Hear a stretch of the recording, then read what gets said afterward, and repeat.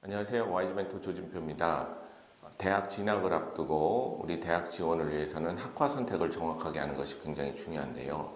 우리가 점수를 받아놓고 학과 선택을 하다 보면 원래 가고자 하는 꿈이 있었음에도 불구하고 그 꿈을 향해서 어떤 과를 가야 될까 이것을 생각하기보다 지금 점수를 막상 받아보니까 마음이 급해져서 합격 가능한 학과들을 지원하는 경우가 굉장히 많습니다.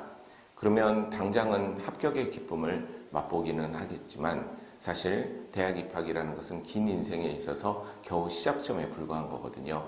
학과를 잘못 선택해서 대학을 가서 방황하는 많은 학생들이 지금 존재를 하고 있는 상황에서 조금만 더 멀리 보고 학과 선택을 하는 것이 좋지 않을까 이런 생각을 합니다. 특히 입시 쪽에서는 자꾸 주변에서 대학을 들어가 보면 부전공도 있고 편입도 있고 복수전공도 있으니 일단 합격을 하고 생각하자 이런 얘기들을 너무 쉽게 하는 경우들이 있습니다. 그런 무책임한 말들은 우리 학생들의 대학 생활을 굉장히 해치는 그리고 방황으로 인해서 대학을 길게 다니게 하는 그런 원인을 제공케 하는 행위이니 각별히 좀 조심해서 조언들을 해주셨으면 좋겠습니다.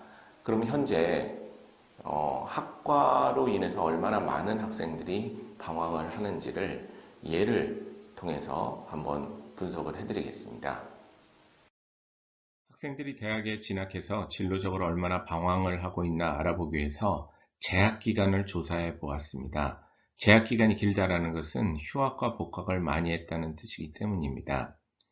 S대학교에 2014년 8월과 2015년 2월에 졸업한 3,394명을 분석하였습니다. 4년제 대학이기 때문에 기본 48개월에 남학생들의 경우는 군복무 2년을 더하면 대략 6에서 7년 사이, 여학생들은 1년을 휴학한다고 가정해도 60개월 정도가 되어야 합니다. 조사를 해봤더니 이 대학에서 가장 재학 기간이 긴 학과 1위는 종교학과였습니다. 평균적으로는 96개월이었고 특히 남학생들은 평균 103.2개월 만에 졸업을 하여 약 9년 만에 졸업을 한 것입니다. 왜 이런 일이 일어날까요? 종교학과의 교수님들은 종교학에 심취해 있는 학자들이고 또 학생들 중에는 정말 종교학에 관심이 있어 진학을 하는 경우도 있지만 종교학에 대한 관심보다는 합격을 노리고 또 나중에 부전공, 복수전공만을 생각해서 입학한 학생들은 학교 생활에 적응하기가 어렵게 되는 것입니다. 2위는 사회학과였습니다. 남학생들도 98.6개월로 무척 길지만 여학생들도 78.8개월로 긴 편에 속합니다. 3위는 농경제학과였고 4위는 지리교육과였습니다. 사범대학인 지리교육과 학생의 경우에 여학생에 비해서 유독 남학생들의 재학 기간이 길게 나타나는 게 눈에 띄입니다. 5위는 국사학과로 남학생 97.2개월, 여학생 70.7개월로 나타났습니다. 오해가 있어서는 안 되는 게 여기 보여진 학과 자체에 문제가 있다는 뜻은 아닙니다. 이 대학에 2해 졸업생 중에 우연히 재학 기간이 긴 사람들이 모여 있었을 수도 있고 그 학과 내부에 특수한 사정이 있었을 수도 있습니다. 그러나 확실한 것은 일반적으로 뭔가 진로에 대한 고민이 많을 때 휴학과 복학이 반복되는 것은 사실이라는 것입니다. 단과대별로 평균을 내봤습니다. Y축은 재학 기간, X축은 취업률, 원의 크기는 대학원 진학률입니다. 의대, 간호대, 수의대처럼 진로가 어느 정도 정해진 채로 입학하는 학과들이 빨리 졸업하는 것으로 보아 역시 재학기간과 진로 문제는 어느 정도 상관이 있다고 볼 수가 있습니다. 인문대학과 사회대학의 재학기간이 과학과 기술을 배우는 학과에 비해서 월등하게 긴 것으로 보아 요즘 취업의 현실도 진로에 대한 방황을 일으키고 있는 것으로 짐작됩니다.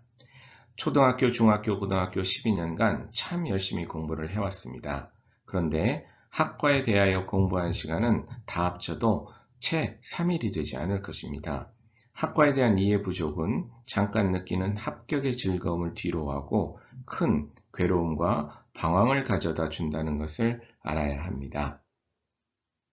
이처럼 학과 선택이 자기가 마음에 들지 않는 학과, 잘 모르는 학과, 생각과 다른 학과를 진학을 했을 때는 이렇게 많은 방황을 할 수 있음을 보았습니다. 그래서 조금 더 신중한 학과 선택을 했으면 좋겠고, 지금 남은 기간 합격 여부도 굉장히 중요하지만 내가 4년간 보낼 그런 대학의 학과가 정말 무엇을 공부하는 것인가를 정확하게 이해하려고 노력하는 것이 대단히 중요합니다. 그리고 앞서도 말씀드렸지만 우리 학생들을 위해서 진학을 담당하시는 선생님들, 또 자녀를 사랑하시는 부모님들, 마음 급하다고 우리 전혀 아이들의 어떤 행복과는 상관없이 부전공, 복수전공, 편입을 전제로 해서 대학을 선택하는 그런 운은 범하지 않았으면 좋겠습니다. 여러 분석 기법들이 있는데요. 다음 영상에서는 그렇다면 정보가 없는 학교, 학부모, 학생 입장에서 어떤 기준을 가지고 대학 학과를 골라야 하는 것일까?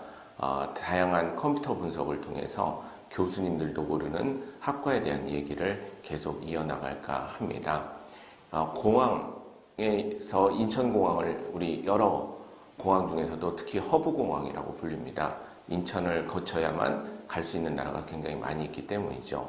공항에만 허브공항이 있는 것이 아니라 학과에도 허브학과들이 있습니다.